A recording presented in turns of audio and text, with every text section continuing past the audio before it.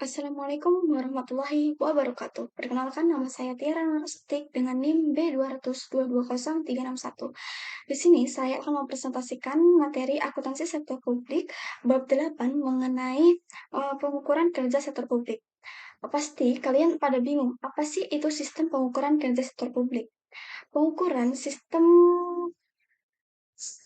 sektor publik adalah sistem yang digunakan oleh manajemen untuk menilai pengukuran suatu kinerja dalam suatu organisasi atau perusahaan publik yang didasarkan pada finansial maupun non-finansialnya. Pengukuran kinerja sektor publik ini dilakukan untuk memenuhi 3 maksud. Maksud yang pertama adalah untuk meningkatkan kinerja pemerintahan. Maksud yang kedua adalah untuk mengalokasikan sumber daya dan pengambilan keputusan. Maksud yang ketiga adalah memberikan tanggung jawab publik dan memperbaiki komunikasi kelembagaan. Baru itu selanjutnya adalah tujuan sistem pengukuran kinerja itu. Tujuan dari pengukuran kinerja tersebut terbagi atas 4. Yang pertama adalah untuk mengomunikasikan strategi secara lebih baik ke depannya. Yang kedua, untuk mengukur kinerja secara finansial maupun non-finansial. Maksud yang ketiga adalah untuk mengakomodasikan pemahaman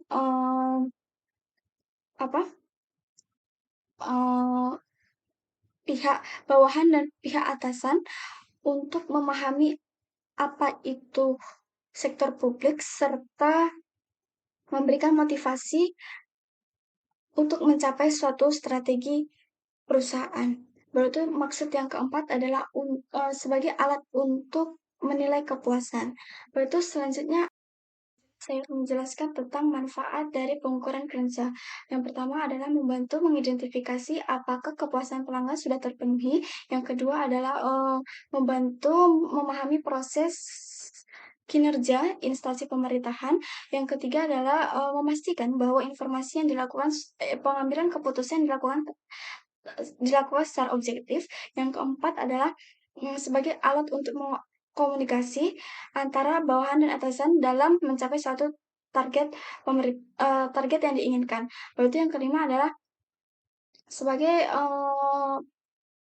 alat ukur kinerja antara bawahan dan atasan. Lalu selanjutnya adalah informasi yang digunakan untuk pengukuran kerja terbagi atas 2. Yang pertama adalah informasi finansial, yang kedua adalah informasi non-finansial. Informasi finansial itu diukur berdasarkan anggaran yang ditentukan atau yang ditetapkan. Penilaian tersebut didasarkan pada analisis varian antara selisih dan perbedaan kinerja aktual dengan anggarannya. Analisis varians tersebut didasarkan pada 2 varians. Yang pertama ada varians pendapatan, yang kedua adalah varian pengeliaran. Varian pengeliaran ini terbagi atas 2 lagi. Yang pertama adalah varian belanja rutin, yang kedua adalah varian belanja investasi atau modal. Baru itu yang kedua ada informasi non-finansial. Informasi non-finansial dapat dijadikan tolak ukur lainnya dalam informasi-informasi sebelumnya. Informasi non-finansial ini biasanya menggunakan metode balance scorecard. Dalam metode balance scorecard tersebut terdapat 4 komponen. Komponen yang pertama yaitu perspektif finansial. Yang kedua adalah komponen perspektif kepuasan. Yang ketiga adalah perspektif efisiensi proses internal. Yang keempat adalah perspektif pembelajaran dan pertumbuhan. Jenis informasi non-finansial ini biasanya berkaitan dengan variabel kunci. Ini adalah contoh dari variabel kunci. Contohnya yang pertama itu misalnya dari dinas rumah sakit nih. Berarti variabel kuncinya adalah berapa jumlah kamar yang tersedia atau jumlah yang digunakan oleh pasien. Berarti misalnya contoh yang kedua itu misalnya dari klinik kesehatan nih. Berarti variabel kuncinya itu berapa pasien yang datang atau yang ditangani setiap harinya. Lalu itu misalnya dari dinas kelistrikan nih. Berarti variabel kuncinya adalah berapa jumlah KWH yang terjual tiap harinya. Yaitu yang keempat misalnya dari dinas dinas perusahaan telekomunikasi. Berarti variabel kuncinya adalah eh, berapa penggunaan data yang terjual tiap harinya. Itu misalnya dari dinas kepolisian. Berarti variabel kuncinya yaitu jumlah pelaporan atau jumlah kriminal yang terjadi setiap harinya. Itu misalnya lagi jumlah kriminal yang diatasi setiap harinya itu ada berapa gitu. Itu selanjutnya adalah pengembangan indikator kinerja meliputi 5 komponen. Yang pertama itu adalah biaya pelayanan. Yang kedua adalah penggunaan. Yang ketiga adalah kualitas dan standarisasi pelayanan. Yang keempat adalah cakupan pelayanan. Yang kelima adalah kepuasan pelanggan. Itu adalah contoh indikator kinerja. Misalnya dari dinas rumah sakit nih, berarti dia indikatornya itu adalah biaya total pasien yang masuk tiap hari itu ada berapa, baru itu total biaya pasien perharinya itu berapa, dan total uh, pasien yang keluar tiap harinya itu ada berapa.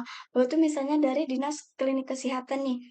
Berarti indikatornya yaitu berapa pasien yang datang tiap harinya ke klinik tersebut. Itu misalnya dari dinas DPR atau DPRD nih. Berarti indikatornya adalah presentase jumlah rapat yang dilakukan per bulan atau per tahun.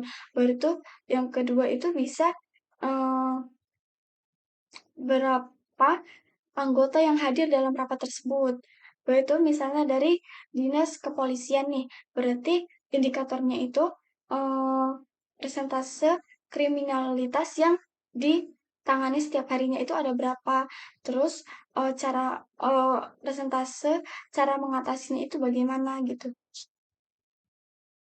Selanjutnya yaitu adalah indikator kinerja dan pengukuran value for money. Value for money adalah inti dari pengukuran kinerja dalam pemerintahan.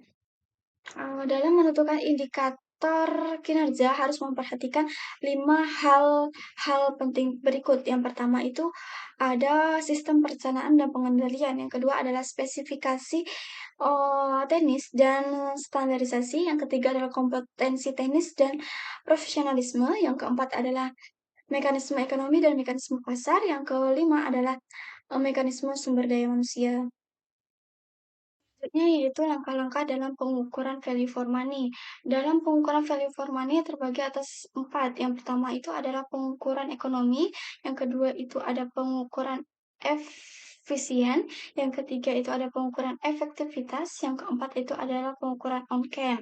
Pengukuran ekonomi adalah pengukuran yang dapat diukur secara relatif. Berikut yang kedua adalah pengukuran efisiensi adalah pengukuran yang dapat dilakukan dengan mengukur output dan inputnya. Baru itu yang ketiga adalah pengukuran efektivitas adalah pengukuran yang dapat dihitung berdasarkan berhasil tidaknya suatu organisasi atau perusahaan publik tersebut mencapai suatu tujuannya. Baru itu yang keempat tadi adalah pengukuran outcome. Pengukuran outcome adalah dampak dari suatu kegiatan atau program dalam kancah masyarakat. Sekian presentasi yang dapat saya sampaikan tentang pengukuran kerja sektor publik. Kurang lebihnya saya mohon maaf. Wabillahi taufiq wal hidayah. Wassalamualaikum warahmatullahi wabarakatuh.